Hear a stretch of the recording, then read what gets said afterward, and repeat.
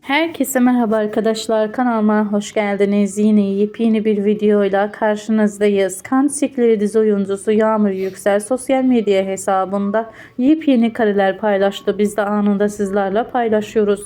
Umarım videomuzu beğenirsiniz. Videomuzu beğenip paylaşmayı, bize destek olmayı unutmayın.